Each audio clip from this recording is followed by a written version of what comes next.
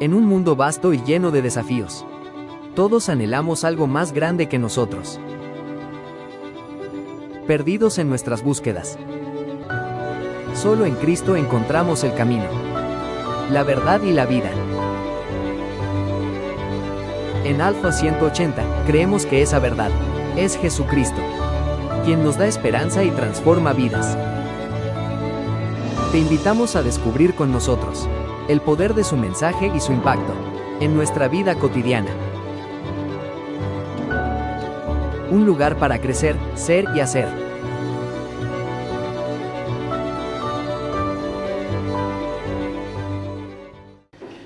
Y bien, la semana pasada el pastor Juan Diego compartió acerca de qué es lo que hace que una iglesia sea una iglesia. Y recuerdan, traigan a colación a sus mentes todos los aspectos que hacen que una iglesia sea una iglesia, porque vamos a notar más adelante algunas características que deben estar presentes y no deben pasar de nuestras vidas como iglesia, amado Dios. En esta mañana vamos a hablar un tema importantísimo, fundamental en la iglesia de Cristo, y es acerca de una iglesia en la que Dios está obrando. ¿Cómo evaluamos? ¿Cómo evaluamos, hermanos queridos, si Dios está obrando en nuestra iglesia, en ti y en mí? ¿Recuerdan que la iglesia era la asamblea de los creyentes en el Señor Jesucristo? Por lo tanto, la iglesia no es este espacio físico, material. No lo es. La iglesia somos tú, somos yo, somos todos aquellos que reunidos, creyentes en el Señor Jesucristo, conformamos la iglesia. Entonces, ¿cómo evaluamos si Dios está obrando en nuestra iglesia? Es una pregunta que la congregación, la iglesia de Dios, tiene que estarse haciendo constantemente.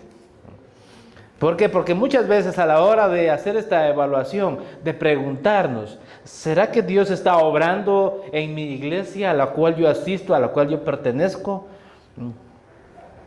¿Por qué traigo esta pregunta? Porque muchas veces, queridos hermanos, en muchas ocasiones nosotros estamos valiéndonos de criterios inadecuados para hacer esta evaluación y esta medición de si Dios está obrando en la iglesia. Cosas como el crecimiento numérico. Cosas como la diversidad de ministerios. Hay ministerios de una cosa y de otra. Hay un crecimiento exacerbado. Hay mucha gente que está asistiendo a la iglesia. Y probablemente viendo eso podemos pensar rápidamente en nuestras mentes: Dios está obrando en esa iglesia.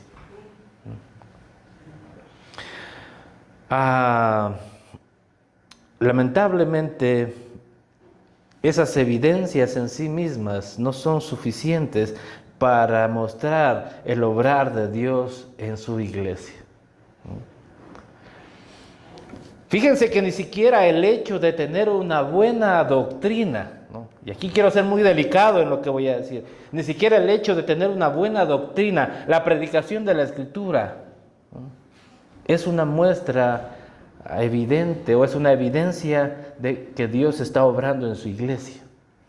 Pastor, ¿pero qué está diciendo? Ha mostrado tres aspectos, tres características por las cuales nosotros siempre hemos pensado de que Dios está obrando en esa iglesia. Déjame decirte que aunque cuidemos la ortodoxia de la Escritura, puede suceder que en la iglesia esté pasando por un estancamiento espiritual. Porque una carta del Señor Jesucristo escrita a la iglesia en Éfeso, que consta en el Apocalipsis, vemos que dice: yo conozco el celo que tienen por la Escritura, por la palabra, pero tengo algo contra ustedes, les dice, que han perdido el primer amor. No quiero decir decir que estoy en contra de aquello. No, anhelamos el crecimiento numérico en la iglesia y esperamos y oramos a Dios, y creo que debe ser la oración de toda la iglesia para que más personas se sumen y vengan a conformar la iglesia de Dios. Claro que sí, oramos y anhelamos por aquello.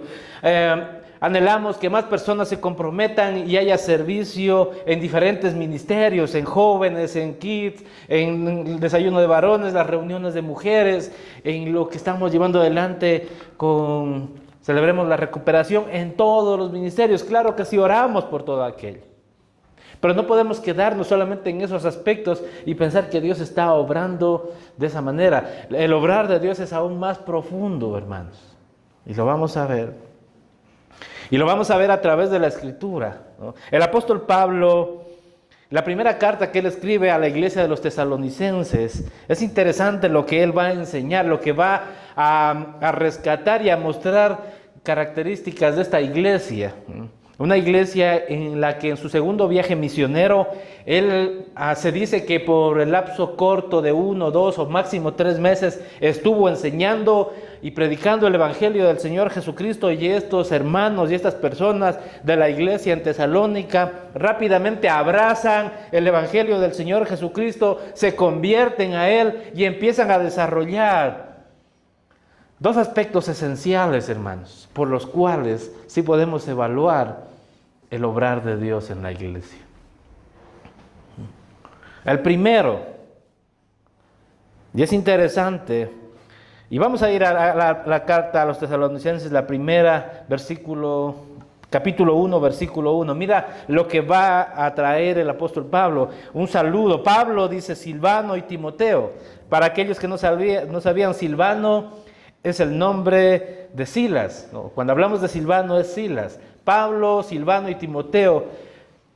Pablo con su equipo misionero está dando un saludo. ¿A qué dice? A la iglesia de los tesalonicenses, en Dios Padre y en el Señor Jesucristo. Gracia y paz sean a vosotros de nuestro Dios Padre y del Señor Jesucristo.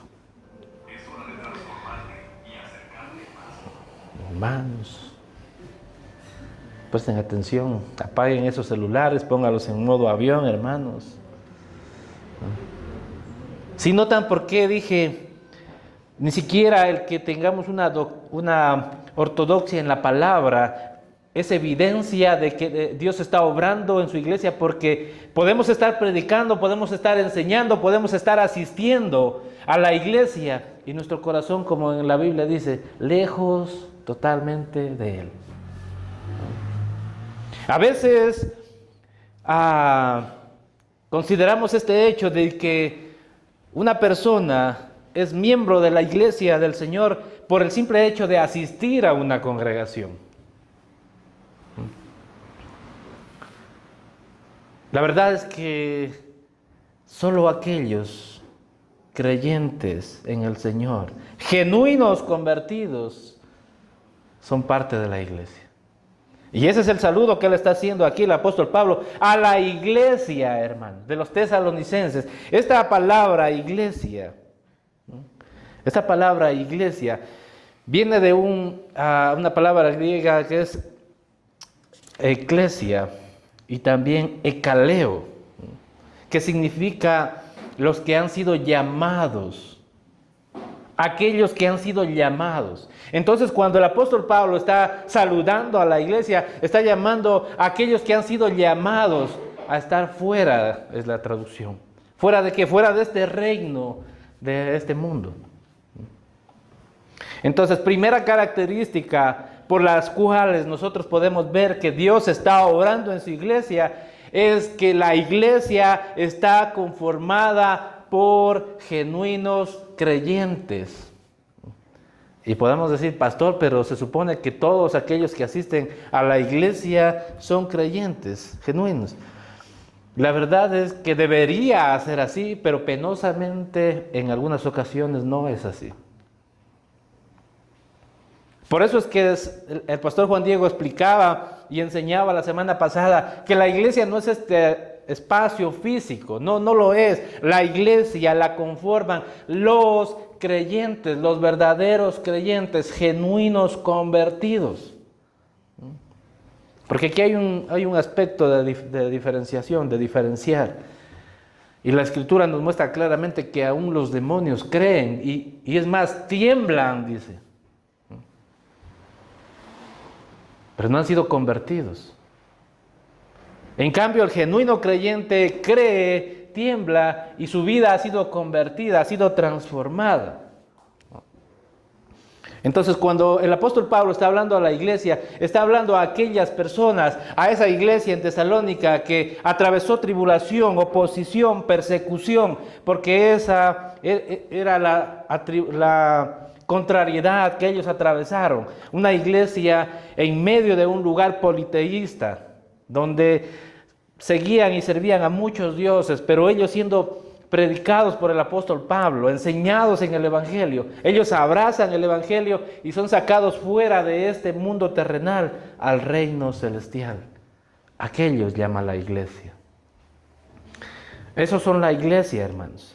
A veces, hermanos, hemos pasado desapercibido el hecho extraordinario del milagro de la conversión. La iglesia ha pasado desapercibido este hecho. ¿Por qué? Nuevamente porque consideran que el simple hecho de asistir a una congregación ya son parte de la iglesia. Nada más lejos de eso, hermanos. La iglesia está compuesta por hombres y mujeres que han sido llamados a salir fuera de este mundo para vivir en el reino celestial. La iglesia, hermanos, está conformada por hombres y mujeres que pertenecen ya a otro reino, ya no al reino de este mundo, pertenecen al reino celestial. Mira que Dios ha cambiado nuestra ciudadanía, hermano. ¿Eres consciente de aquello?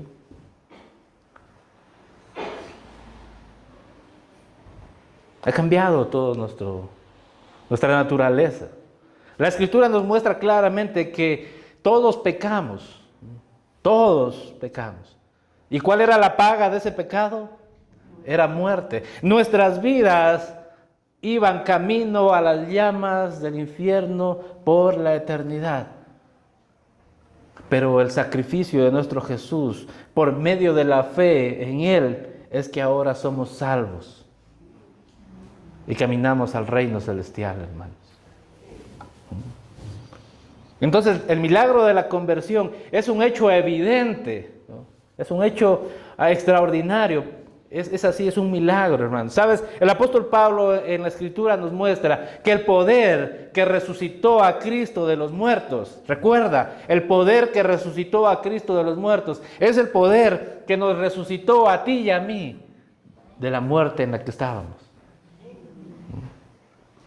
Entonces, cuando entendemos la dinámica de lo que es la nueva conversión, la conversión del creyente, entendemos que nuestras vidas antes estaban muertas, pero ahora estamos en verdadera vida.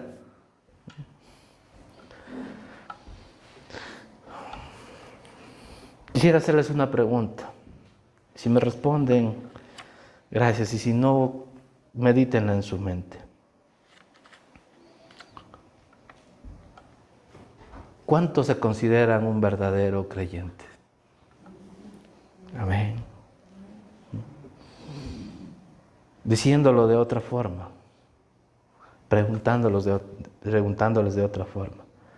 ¿Reconoces que eres un pecador, que de no ser por la gracia y misericordia del Señor merecería ser arrojado, como dije, en las llamas del infierno por la eternidad? ¿Reconoces que ha sido el sacrificio de Cristo en la cruz y su justicia atribuida a nuestra cuenta por su gracia y su misericordia para ser salvos? ¿Reconoces eso? Si reconoces eso, si sientes un deseo que no entiendes, ¿no? Porque a veces mucho racionalizamos las cosas, pero el verdadero creyente, el genuino creyente, siente un deseo de obedecerle al Señor. Y aquí podemos identificar aquellas veces cuando podemos enfrentarnos al hecho de no ser genuinos creyentes. Tú percibes un deseo de obedecerle a Él y cuando pecas te avergüenzas y vienes delante de Dios y confiesas tus pecados y buscas su perdón. Porque esas características son las que están presentes en un genuino creyente, hermanos. En la iglesia. en ti y en mí. ¿No? Porque esta no es una exclamación, no es una declaratoria de acusación contra ustedes, no, queridos hermanos, porque esta misma pregunta me la hacía yo y me la hago. ¿No? Porque en algunas ocasiones, hermanos queridos, la iglesia, los creyentes pueden pasar por crisis, claro que sí. Pueden pasar por estancamientos, claro que sí, pero aquel que ha sido salvo levantará sus ojos, pedirá perdón a Dios y se levantará. Porque no es nuestro, ¿no? Recuerden, el poder que resucitó a Cristo de los muertos es el poder que a nosotros nos ha resucitado de muerte a vida. Y ese mismo poder es el que nos lleva a los brazos del Señor cuantas veces nos sean necesarias.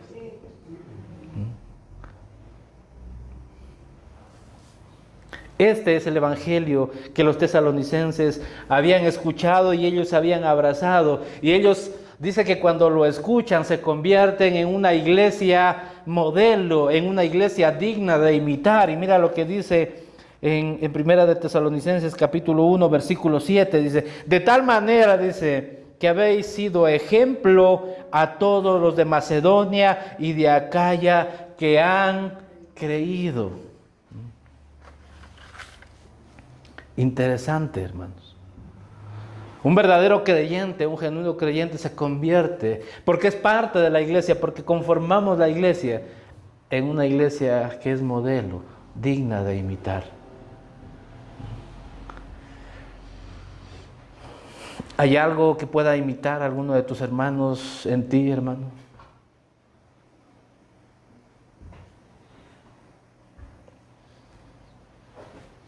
Primera evidencia de que Dios está obrando en su iglesia es que hay genuinos convertidos, reales creyentes en su iglesia, hermano. Yo siempre digo, no podemos vivir 5, 10, 15 años, 20 años en el Evangelio, en el Señor y seguir equivocándonos en las mismas cosas, o por lo menos no de la misma forma, no de la misma manera y cometiendo los mismos errores, hermanos. Porque Dios nos ha llevado a su verdad, a la verdad de su palabra. Entonces deberíamos caminar, porque su palabra es verdad, hermanos. No sucede de esa forma. Entonces debemos evaluar si ese obrar de Dios está en nuestras vidas, como iglesia. Les decía, primera evidencia es que cristianos genuinos, reales convertidos, son parte de la iglesia tal como la describe el apóstol Pablo. Aquellos que han sido llamados fuera de este reino, que tienen un nuevo rey, ya no el de este mundo, y su nombre es nuestro Señor Jesús. Ese es nuestro nuevo rey, hermano. Ahora hay otra evidencia, hermanos, hay otra evidencia de la obra de Dios en su iglesia y en cualquier otra iglesia, hermanos, hablando de la asamblea que estamos en este lugar, que es parte de la iglesia de Dios. ¿Ya?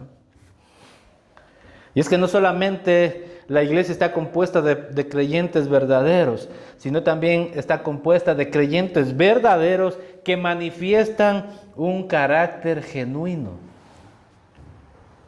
Como creyentes, como cristianos. No solamente una verdadera conversión, sino un verdadero carácter cristiano. No un mal carácter, hermanos, no vayan a entender mal. Un verdadero carácter. El verso 2, mira lo que nos va a mostrar el apóstol Pablo también. Damos, dice, siempre gracias a Dios por todos vosotros, haciendo memoria de vosotros en nuestras oraciones. Parte del carácter cristiano es que un cristiano es agradecido. Ora por aquellos que son sus hermanos.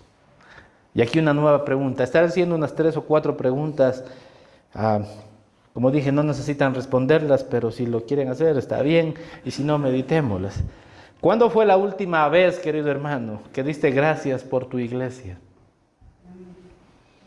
Amén, qué bueno. Te la voy a cambiar un poco a la pregunta, porque sonó a sentido general, ¿no es cierto? Por mi iglesia. ¿Cuándo fue la última vez que diste gracias, que oraste constantemente, o estás orando constantemente por alguno de los miembros de tu iglesia, de tus hermanos? Amén. Qué bueno saberlo, hermanos.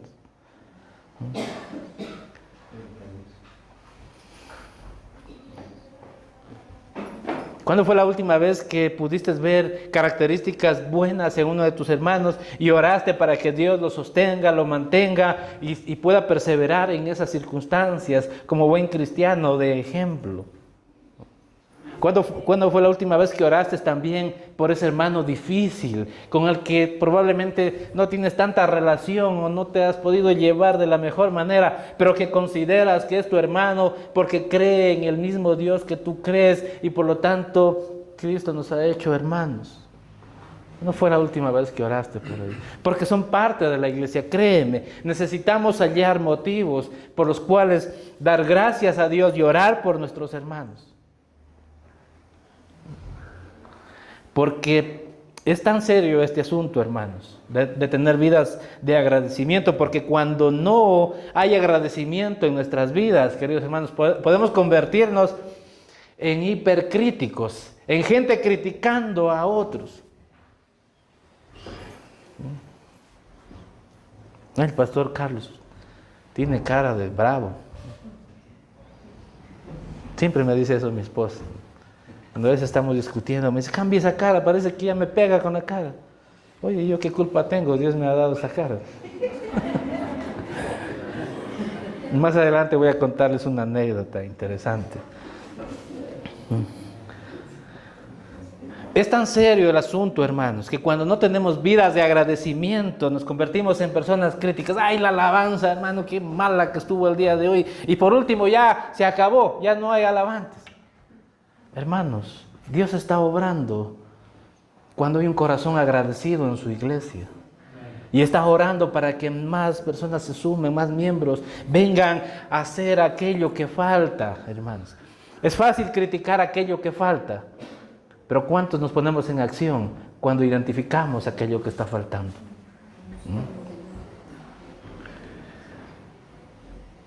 Hay gente que parecería que y habla de esta forma, ay, la iglesia, ¿no? La iglesia le falta esto, la iglesia le falta este otro. ¿Has considerado que es el lugar donde estás reuniéndote, que es tu iglesia y estás hablando como aquel marido que habla de su esposa como que fuera alguien extraño, ¿no? Esa mujer que tengo en casa, esa iglesia que tengo en casa, esa iglesia a la que voy? Hermanos, es nuestra iglesia, somos parte de la iglesia y es responsabilidad tuya y mía ponernos al servicio de Dios.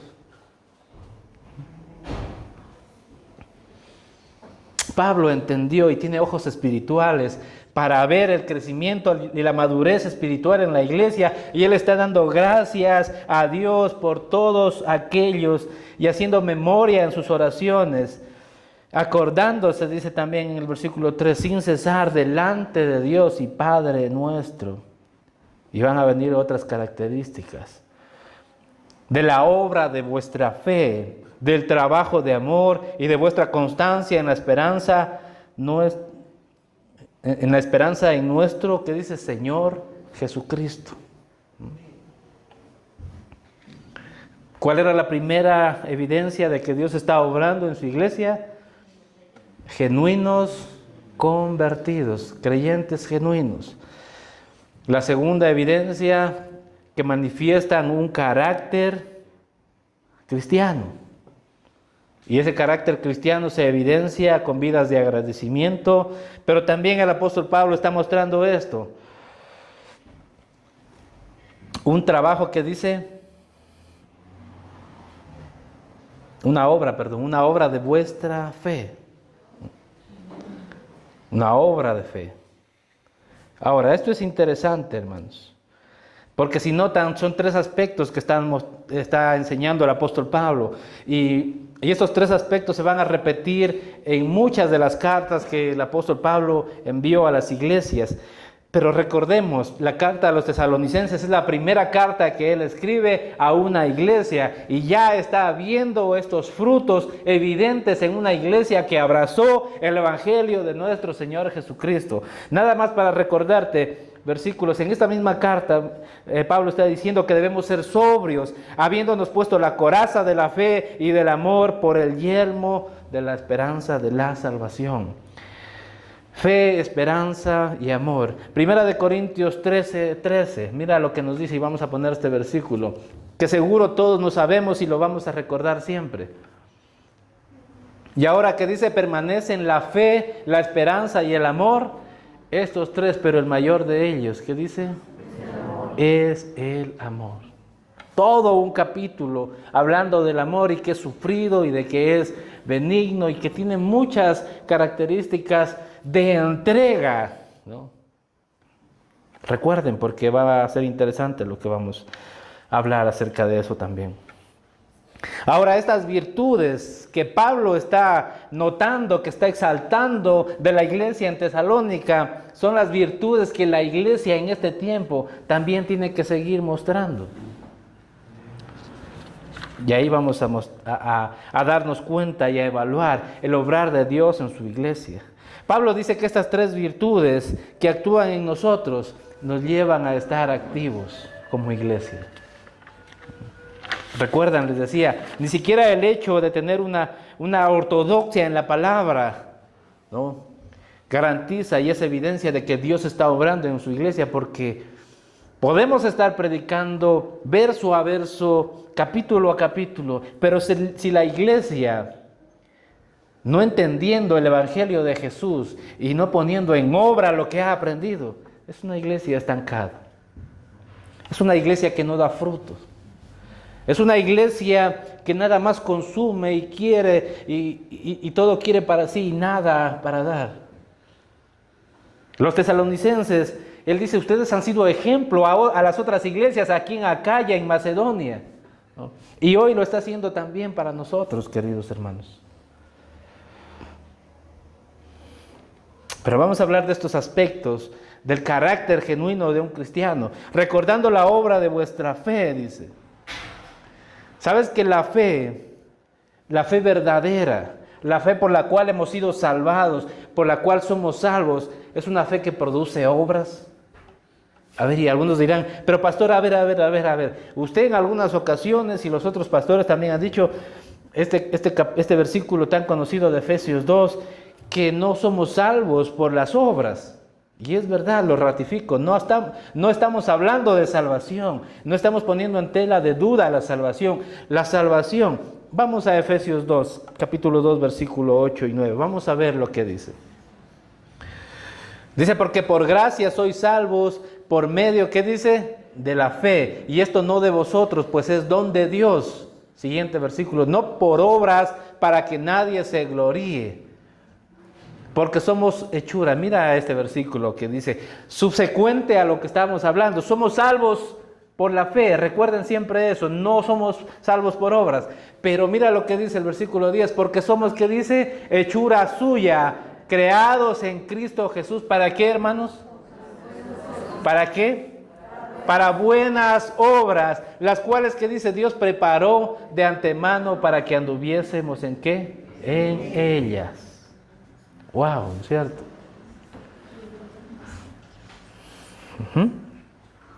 La obra de vuestra fe, hermanos, la fe que salva nunca viene sola. Y noten, recuerden, una genuina conversión va a traer consigo obras evidentes, frutos evidentes.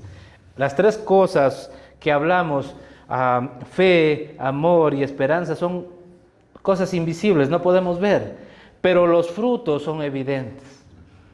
Alguien que ha sido salvado, alguien que ha sido salvado por la fe en el Señor Jesucristo, siempre va a traer obras. Y Pablo lo está diciendo, recordando la obra de vuestra fe. Lo que está diciendo el apóstol Pablo es, la verdadera fe es el combustible que nos mueve a poner nuestros dones en operación para servir a Dios y a su iglesia al entender lo que Cristo ha hecho por nosotros para salvarnos. Amén, qué bueno. El día de ayer les decía, hermanos, hay gente que hace lo imposible, hay gente que ha entendido quién lo ha salvado, hermanos. ¿Has entendido quién te ha salvado? Hay gente que si lo ve el pastor trabaja muy bien, si lo ve el pastor, ay, para que mi pastor, no sé si piensan esto, para que mi pastor me vea, para que el pastor vea cómo trabajo. Hermanos, hay gente que hace aquello, pero hay genuinos creyentes, y a eso estamos llamados, que hacen lo imposible, luchando contra situaciones financieras, luchando contra enfermedades, luchando contra un sinnúmero de cosas. Hacen lo imposible para servir a Dios y a sus hermanos. En la lógica del mundo, algunos, no sé si te ha pasado, si has tenido la oportunidad de servir a tus hermanos, no sé si te ha pasado, pero en alguna ocasión alguien viene, oye, dice, ¿por qué pasas tanto en la iglesia? ¿Por qué ocupas tu tiempo en algunas cosas? ¿Cuánto te pagan? ¿Se ha escuchado aquello? Algunos que son más burlones y más sádicos en aquello, dice, ya, por los diezmos debes estar ahí. Pero la verdad es que aquel que ha entendido quién lo ha salvado, corre, hermanos, entiende que lo que Él ha hecho, que lo que Cristo ha hecho en nosotros, nos lleva a poner nuestros dones en operación para servirle a Él y servir a nuestros hermanos. Y algunos pueden pensar es que servirle al Señor es estar predicando ahí adelante o predicando en la cárcel, visitando a los enfermos en los hospitales, llevando alimento a los pobres. Sí, todo eso es servir a Dios, pero servir a Dios también es acordarte y orar por aquellos hermanos que están atravesando tribulaciones, angustias, pruebas económicas, hermanos. A veces nosotros conversamos con el director de los samaritanos y le decimos cómo está esa obra, cómo están visitando a los hermanos. Y penosamente, hermanos, nos enteramos de que algunos, cuando se les llama, oye, mira, quiero visitarte, queremos llegar a tu casa, ¿saben? Dicen, oye, esta semana no voy a estar, no puedo recibirlos, mira. Entonces esto lo que nos hace ver es que aquí hay una responsabilidad de doble vía. La iglesia que somos tú y yo debe estar dispuesta tanto a visitar como a ser visitada, hermanos. Porque hay gente que está haciendo lo imposible por servir a Dios y a sus hermanos. Y menospreciar aquello, hermanos, tengamos mucho cuidado.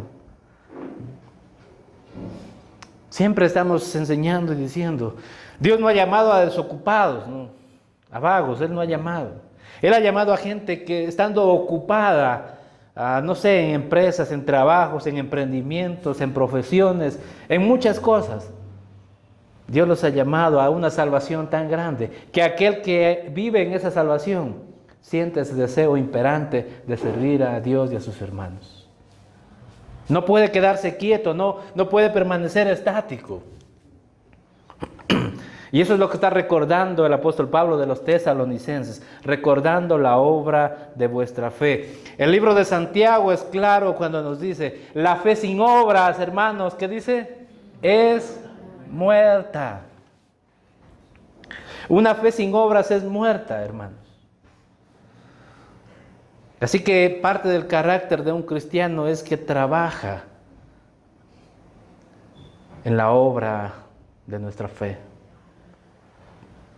Recuerden, algunos dirán, pero yo no sé en qué servir, no sé cómo servir, no sé cómo hacer algo.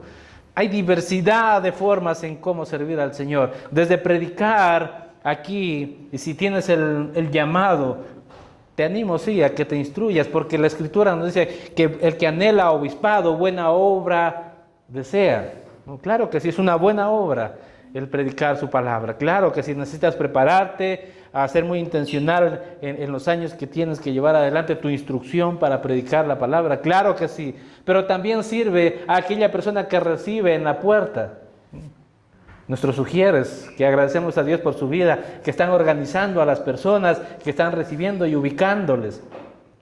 También sirve a aquella persona que, sin tener que buscar el protagonismo, trae su librita de arroz, su libra de porotitos, de lentejas, y está trayendo a esa canasta que regularmente estamos juntando y uniendo para llevar a alguien que está atravesando dificultades económicas.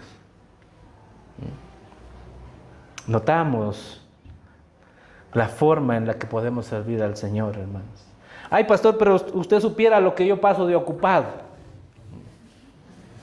Trabajo de lunes a viernes y lo único que quiero hacer es el fin de semana es descansar. Sí, todos trabajamos, hermanos. Yo siempre digo, los pastores, no es que un día se nos ocurrió, no, estoy desocupado, voy a hacerme pastor.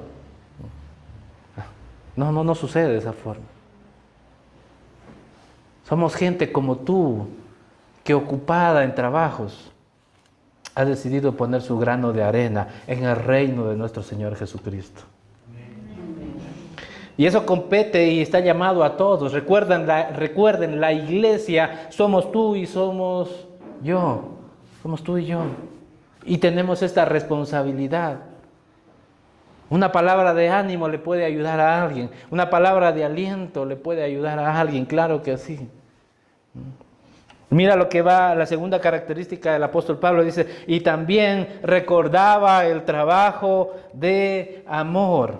Fe, ahora recuerda el trabajo de amor. Y este trabajo de amor, ¿sabes que es una traducción griega de esta frase? Significa arduo trabajo, trabajo extenuante. Trabajo extenuante, un trabajo esforzado, ¿no? ¿Por qué esa traducción? Porque el amor es algo más que una emoción. Es algo más que una emoción. Es la disposición de buscar el bien de otros aún a costa de sacrificio personal si es necesario. Les decía al inicio, algunos somos a veces difíciles de amar. ¿No es cierto? Por lo tanto, necesitamos esforzarnos para movernos y desarrollar nuestro carácter cristiano en esto de un trabajo de amor. ¿Por qué, hermanos queridos? Porque cuando entendemos a qué hemos sido llamados, el amor nos lleva a estar atentos a las necesidades de nuestros hermanos. El amor nos lleva a suplir las necesidades de nuestros hermanos en medida de nuestras posibilidades. No manipulado, claro que sí. Tampoco, como en alguna ocasión contaba, por 2 o 3 ocasiones han venido personas, no puedo llamarlos hermanos porque han venido personas y haciéndose pasar por cristianos, dice, pastor, vengo de tal iglesia, de tal lugar, y sabe que yo necesito una ofrenda que ustedes me hagan para yo poder continuar a otro lugar. Y cuando sucede aquello, lo más probable es que quieran estafarte. Le digo, sabes que necesito una referencia para poder llamar a tu iglesia y preguntar si lo que tú me estás diciendo es verídico.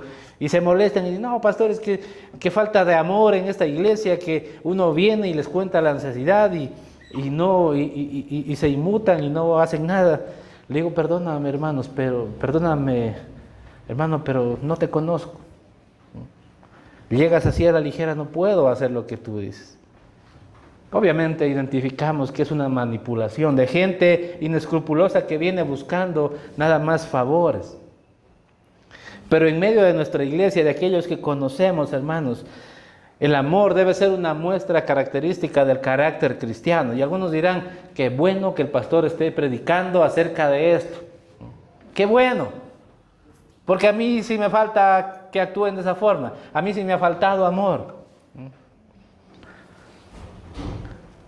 La pregunta sería, hermanos, no es si tus hermanos están actuando así contigo. No es esa la pregunta. La pregunta sería, ¿estás tú moviéndote en ese amor sacrificial hacia tus hermanos? Esa sería la pregunta. estás tú moviéndote? Porque recuerda, la responsabilidad es tanto tuya como mía. ¿No? A veces suponen las personas que los líderes, no, es que mi líder tiene que estarme llamando, mi líder tiene que estarme visitando, mi líder es el que tiene que estar orando por toda la congregación, y a veces alguien se entera, dice, oye, estoy medio enfermo, cualquier hermano, ya déjame llamarlo al líder para que vaya a orar por ti. ¿Por qué no asumes tu lugar como iglesia de Dios y vas y oras por esa persona que en confianza te está contando a ti? Una muestra de amor es que te expones arduamente en ese trabajo de amor. Les decía que les iba a contar una anécdota porque es interesante. Hace 2 semanas tuve la ocasión de atravesar una situación. Estaba sentado en la parte de atrás, en esos asientitos donde ustedes siempre van a ver a los ancianos sentados. Y había llegado en una situación así medio cargado, preocupado y estaba, no sé, pensando, si les soy sincero, no me acuerdo en qué estaba pensando, pero en algo estaba pensando. Así como de esas veces que tu esposa a los varones nos pregunta y estamos así volando en nuestras mentes. ¿Y en qué estás pensando? En nada, nosotros decimos, ¿sí? Y más o menos así estaba. Y una hermana estaba en la parte de atrás y me había saludado una vez. No le presto atención, simplemente estoy ahí rodeando el sillón y nuevamente me saluda por segunda ocasión. ¿Creerás que le presté atención? No le he prestado atención, hermano. Me siento ya en la silla y la hermana, que estaba unos metritos más acá, viene y se sienta al lado mío, me coge el brazo. Carlitos, le estoy saludando. Recién me doy cuenta. ¿Sabes lo que le dije? Le dije, perdóname, hermana, perdóname, porque ni siquiera me di cuenta. Le saludé sí por 3 veces, me dice. Le dije, perdóname porque no me di cuenta que me había saludado. ¿Sabes qué? Discúlpame y te agradezco que hayas tomado el tiempo de venir y llamarme la atención, porque a veces el amor no solamente debe ser fingido, sino que debe ser real. Debe ser en libertad, tener la confianza de incluso yo poder decirle a mi hermano, oye, mira, creo que esto estás haciendo mal. Esa es una muestra de amor también, porque la disciplina y la corrección también son muestras de amor. Esta hermana pudo haberse quedado callada. Ahí el pastor Carlos, creo que está creído. Con esa cara que tiene, parece que es creído. Y debo aquí aclarar, hermanos. A veces los pastores también tenemos problemas, también tenemos circunstancias. Doy gracias a Dios que en este momento predicando se me fue todo dolor, porque al inicio estaba con un dolor que no me aguantaba la columna, hermanos. Y cuando vengo, porque soy de sufrir de esos dolores, a veces lo único que quiero es sentarme en la parte de atrás y estar por unos minutos reposando para poder activarme nuevamente. Y en eso puede ser que en algunas ocasiones he ofendido a algunos de mis hermanos. Claro que sí, reconozco que he ofendido a algunos y les pido perdón, les pido disculpas, porque sí, como dije, he sido provisto por una cara que parece que mato a personas solo con verlas, pero no sucede de esa forma. Yo pienso que estoy siendo amigable, pero algunos han asociado de esa forma mi cara. Les pido perdón, les pido disculpas, hermanos. No es mi intención, les amo muchísimo en el Señor. Amo a esta iglesia y a cada uno de mis hermanos, claro que sí, y estoy a su servicio, hermanos. Pero saben que esa hermanita pudo haberse quedado callada y decir, el pastor, ¿qué le pasa? Está orgulloso, porque me conoce ya algunos años. Hecho el bueno el pastor. Es léxico nuestro, ¿no? Lojano. Pero ella no, ella asumió su rol, su posición en la iglesia como hermanos y fue a mí y me dijo, Carlito, le estoy saludando, ¿qué pasó? Y lo que me hizo dar cuenta o caer en cuenta es que estuve distraído, ¿no? A veces nos vemos así en la iglesia, hermanos, distraídos por cualquier otra cosa y no prestando atención a esa obra de trabajo, de amor que tenemos que hacer en nuestra iglesia, con nuestros hermanos. Prestemos mucha atención, porque esta es una evidencia del obrar de Dios en su iglesia, una obra de fe, un trabajo de amor, y que va acompañado de una esperanza.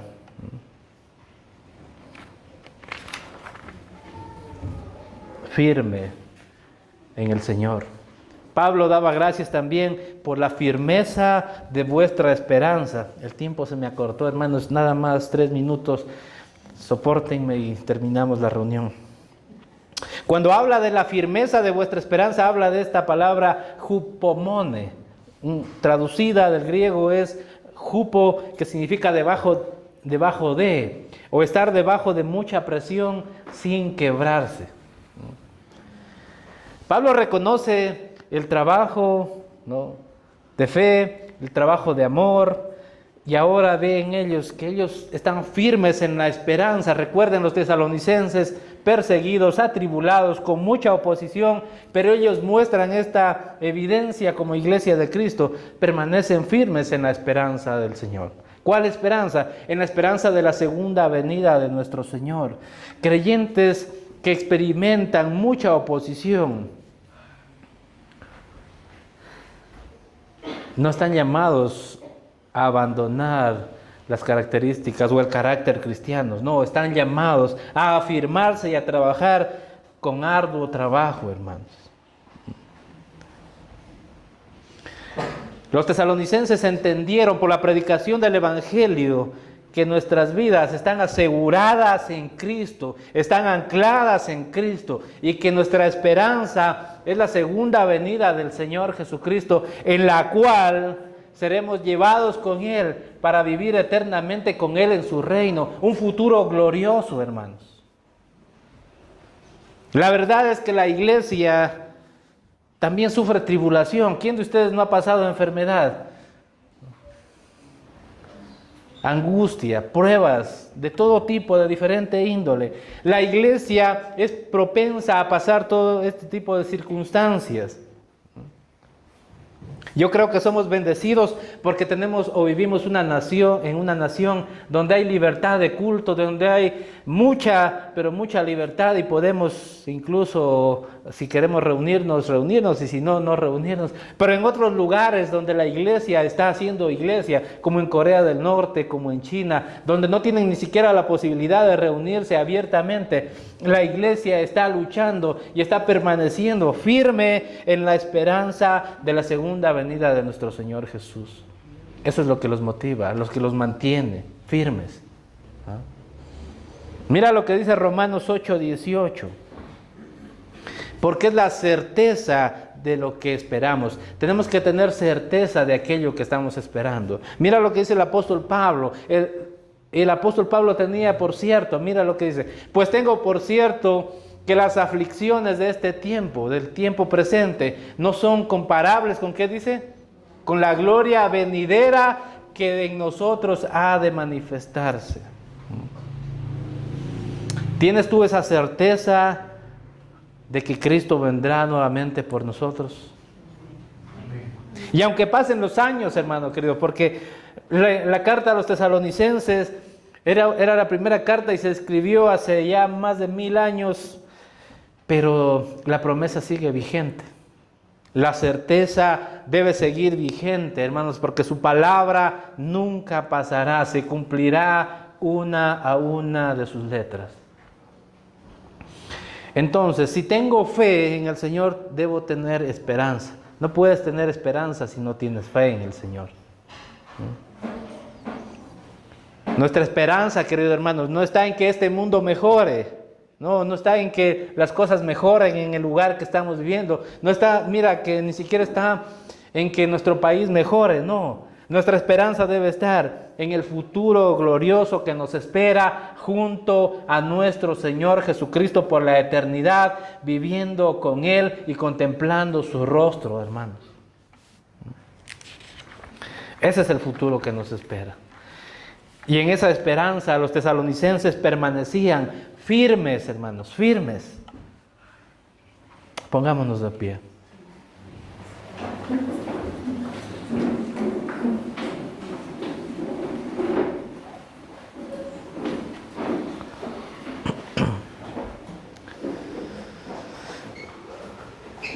Ahora tenemos claro cuáles son las evidencias por las que podemos darnos cuenta si Dios está obrando en su iglesia.